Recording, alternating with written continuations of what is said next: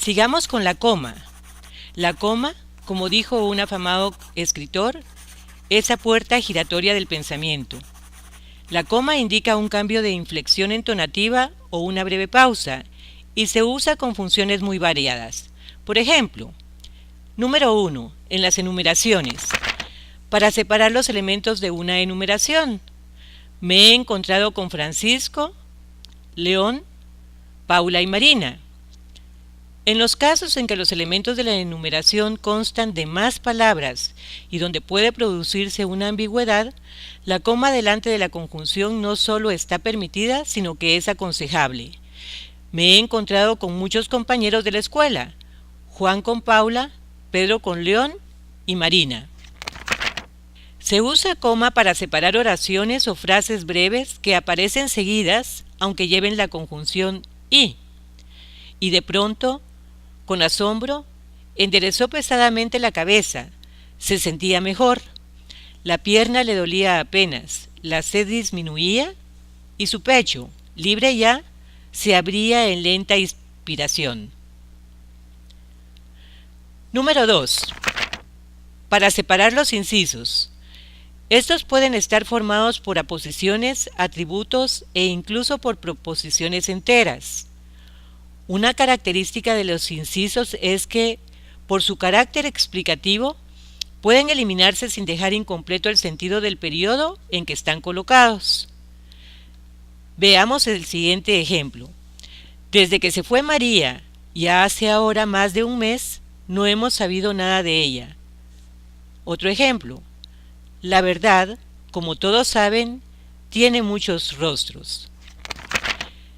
Empleamos coma también entre los elementos incisos.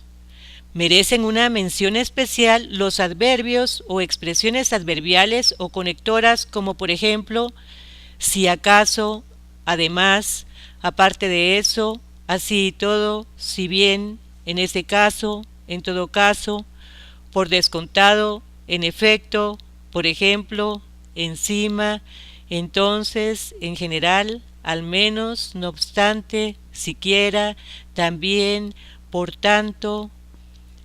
Veamos los ejemplos. Conoció, en efecto, a los amigos de Juan. Dime, entonces, ¿por qué no vienes con nosotros? Conocieron, ciertamente, circunstancias difíciles. Cuando pues es una conjunción continuativa que implica idea de continuación, va también entre comas. Por otro lado, cuando es causal, es decir, que expresa causa, razón o motivo, va precedida por coma. Observe los ejemplos. Fue, pues, corriendo a abrir la puerta. Fuimos el uno hacia el otro y nada nos dijimos, pues nuestros ojos lo expresaban todo. Proposiciones relativas. Existen de dos tipos. Veamos primero las relativas especificativas o restrictivas. Estas introducen información necesaria para el sentido que se pretende y no pueden eliminarse sin alterar el significado de la oración. Reducen el ámbito de referencia del antecedente. No constituyen un inciso y no van entre comas. Por ejemplo, los peones que lo vieron caer lo llevaron a prisa al rancho. Nos estamos refiriendo a que solo algunos peones lo vieron caer. Por otro lado, las relativas explicativas o apositivas proporcionan la información añadida que se refiere a todo el ámbito de referencia del antecedente sin reducirlo. Constituyen un inciso, una calificación adicional y van entre comas. Los peones que lo vieron caer lo llevaron a prisa al rancho, es decir, todos los peones vieron la caída del hombre. Observe, los estudiantes que exigían justicia se reunieron para discutir la situación. Ahora compare, los estudiantes que exigían justicia se reunieron para discutir la situación. En el primer ejemplo se informa cuáles estudiantes. En el segundo se nos dice cómo estaban los estudiantes. Regla número 3. Antes de una aposición. Dado que las aposiciones, como los incisos, poseen una función de calificación adicional y explicativa de lo complementado, van entre comas según la colocación. Observe el ejemplo. Pablo vivía en San Francisco, una ciudad vistosa y llena de fascinación desde hace varios años. Cervantes, el autor de El Quijote, era también conocido como el Manco de Lepanto. Ahora veamos la regla número 4, para separar las aposiciones coordinadas. Cuando las proposiciones están coordinadas sin conjunción alguna, se coloca una coma para separar las preposiciones. Observe el ejemplo. Marcos lee, Fabio ve televisión.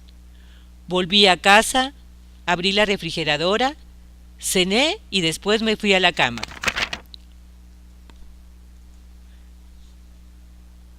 En algunos casos en que las preposiciones van coordinadas mediante una conjunción, puede aparecer una coma antes de la conjunción, dando a la expresión un tono enfático. Al apuntar el alba cantan las aves, y el campo se alegra, y el ambiente cobra movimiento y frescura. Regla número 5. Para separar los distintos complementos. En el caso de una lista de complementos, se usa la coma detrás de cada uno de ellos, pero si los elementos son breves, la coma es facultativa. Observe. A la orilla del mar, con un intenso júbilo en el cuerpo, después de todo el invierno en prisión de la ropa de abrigo, los niños se bronceaban al sol. Ahora observe el segundo ejemplo. En marzo, en la costa, el clima ya es templado. En este segundo ejemplo podemos omitir la coma y leeríamos: en marzo en la costa el clima ya es templado. Ambas opciones son correctas. Regla número 6. Para separar el vocativo. El vocativo posee algunas de las características del inciso y exige una coma antes o después según su posición en el texto. María, ven aquí. Escucha, amiga, dime la verdad. No corras, Alicia. Regla número 7. Cuando se suprime algún elemento previamente mencionado o aludido, se coloca una coma en el lugar del elemento eliminado para evitar la reiteración.